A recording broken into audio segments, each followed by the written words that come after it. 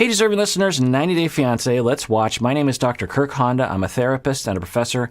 As I always say, everything that I'm saying as a result of watching the show is completely speculative, based on very little information. So let's just keep that in mind. Let's watch. She said to me, girls, don't you worry. Who's Melanie? Who's Melanie? The girls that talking to There's me about another depression. example. I don't know this because you don't tell me. This And is she the said to only me, thing that I'm you know what she telling said to you. me? I said, I'm completely alone here. I don't know You're what not to do. completely And she alone said, here. I am alone. You keep saying that. You're not. You're here. You're fine. You're healthy. You got clothes. You got. Okay, I'm not exactly sure what they're fighting about. I know that they're fighting, but I don't know exactly what's going on. I suspect that they're at their wits' end. They don't like each other anymore. They have a lot of contempt, and they're just finding any reason to fight with each other. They have a lot of hurt and fear that is building up, and it's manifesting in hostility and desperation. If I was to take a guess, I would say that for Natalie, she needed this operation. And she said that she was worried about telling Mike because she was worried Mike would get upset about the money, because Mike he works very hard for his money, and so he might be upset about how much the operation costs. And so Natalie was worried about bringing that up. Makes sense. But that fear, instead of going to him and saying, look, honey, I'm a little afraid about bringing this up to you because I know that you really care about money. Let's talk about it. She avoided it, which is both of their MO. And then she made the appointment for the operation. And instead of telling him in person, just the two of them, she waited until she was at her friend's house, and then Mike came over there, and then she dropped it in his lap while they were with the friend. Mike, in the moment, has to not create drama because the friend's there. And so he's like, okay, good. And he didn't really act very receptive to it, but he wasn't upset. And so they have a chance to talk about it right now. And Mike brings it up and says, you need to include me more. You know, you're leaving me out. Now, I'm sure that's probably confusing to Natalie because he cuts her out so often, I'm guessing. And I'm just going to take a guess as to what's really going on with Mike. There are two things probably.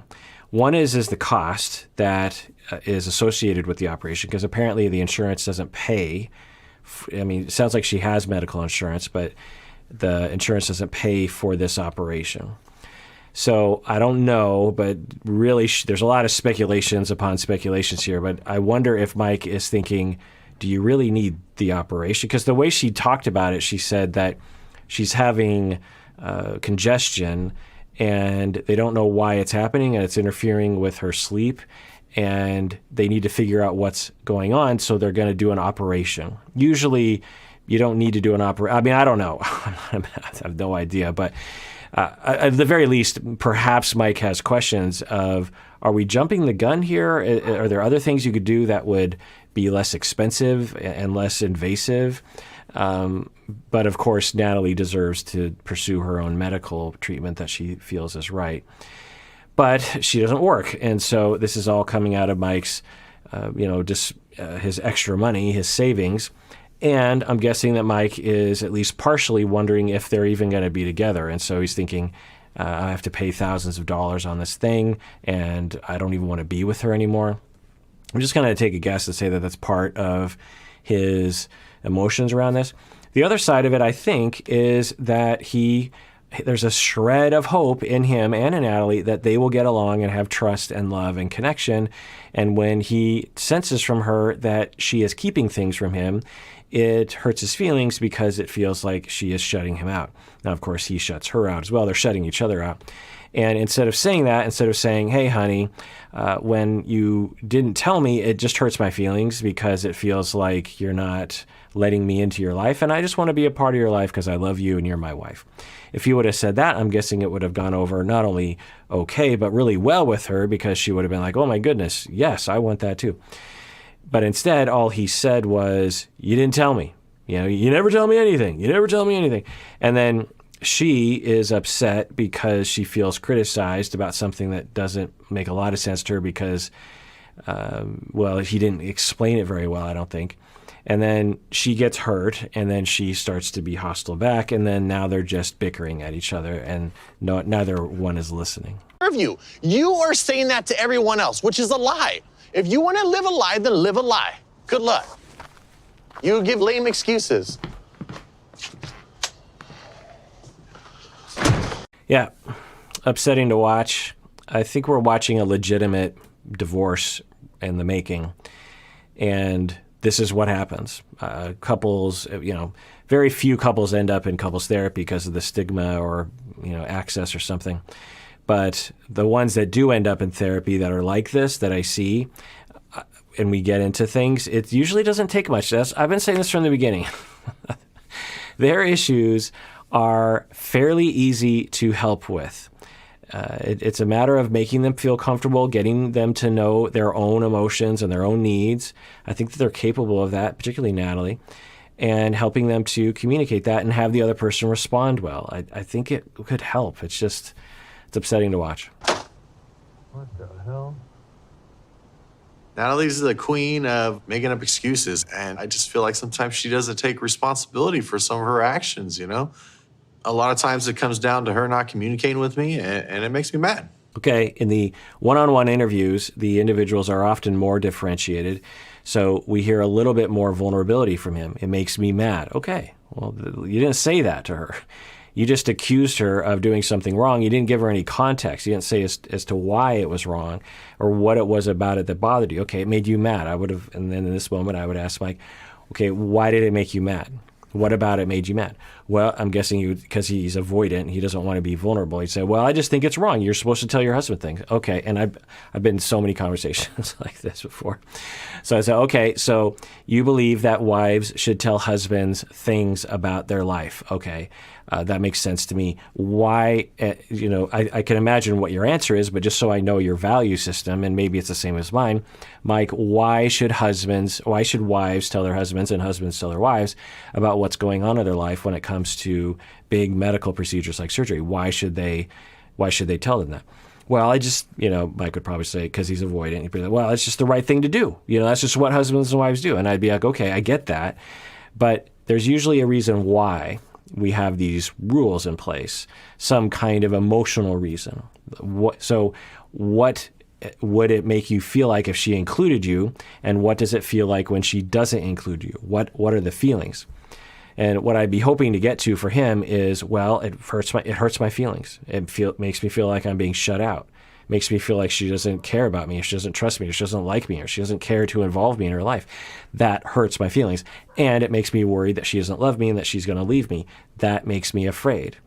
And then that makes me mad. And then I want to shut down. And then I get hostile. And then I give her the silent treatment. That would be, I'm guessing, what he would say. Who knows? I'm speculating. Pisses me off.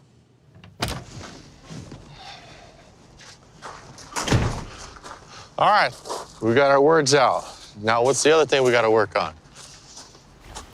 Communication. I'm sorry. I'm not looking for apology or you to say you're sorry. Yeah, I want you to talk I'm to me. feeling like Okay, this is actually a good start. So Mike's like, let's work on communication. I wish that they had someone there to help them with said communication. But then she says, I'm sorry, which, okay, it's a good gesture. But kudos to Mike for saying, I don't need an apology. I want to know what's going on with you. Now, it would be better if Mike could say, honey, I just want to know you.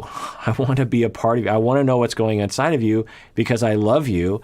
And I just really want to know how you're doing, how you feeling. Even if you don't think I'm going to like it, I want to know because that's really important to me. And I want to hear the good and the bad.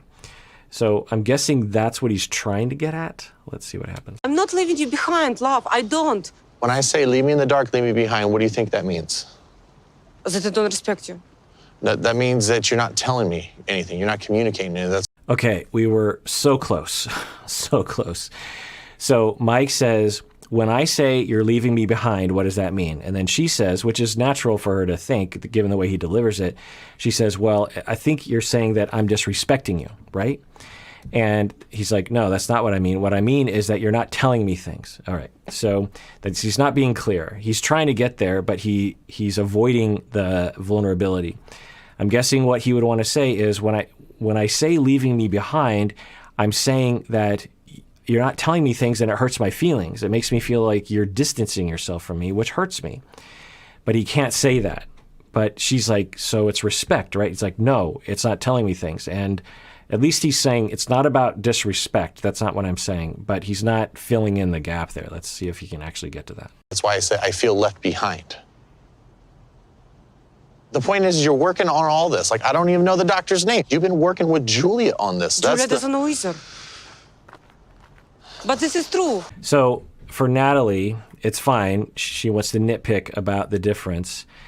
But it would be better if Natalie could say, okay, honey, what I'm hearing you say is that I'm leaving you behind and you want me to tell you things because it makes you feel like she could help him out a little bit instead of arguing about the details. And he could actually calm down a little bit and be more vulnerable to her. See, it's this little, incident of conflict is indicative of their entire relationship.